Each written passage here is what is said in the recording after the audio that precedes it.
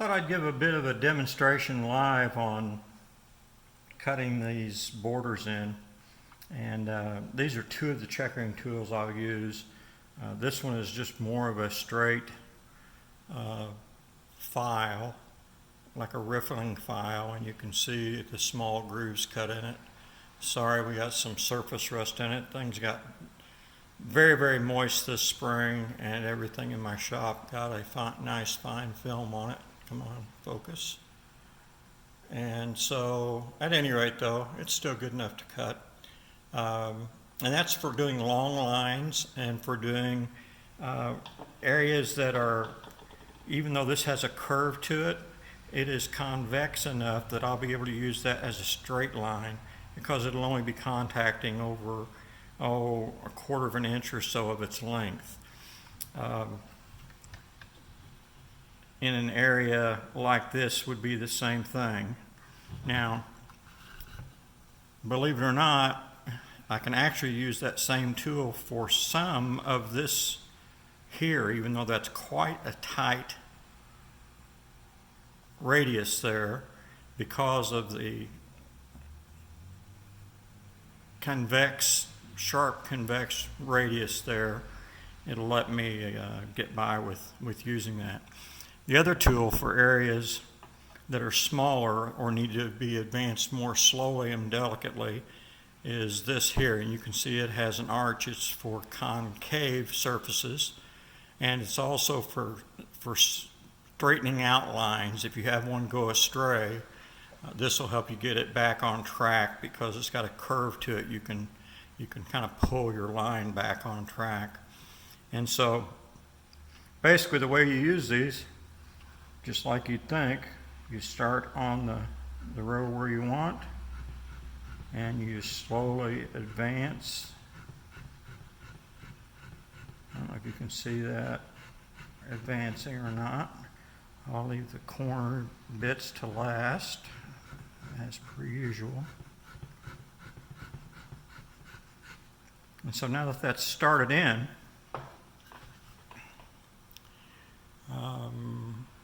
I'll try to get that as close as I can get with. You can see it makes a nice sharp border out there with the stippling coming right up to it. Now I'll have to go back and re-stipple all the way up to that line. That's just part of the deal, and but that line will be deepened out quite a bit, especially when I start running this guy on it. He cuts a groove pretty quickly, or at least he did when he was sharp once upon a time.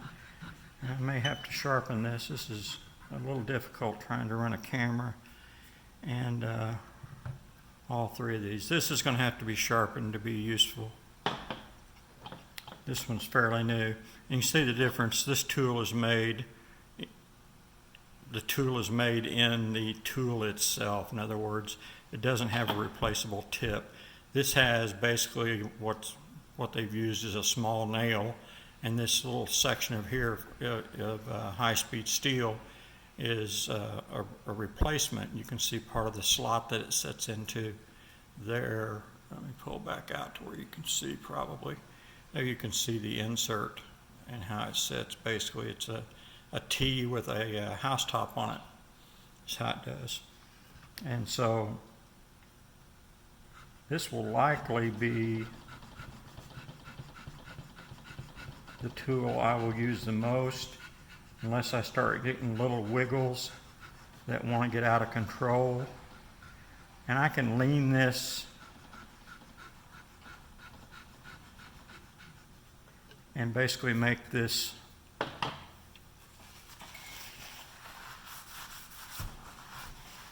border. I need a good side light so you can see that in relief. I can make that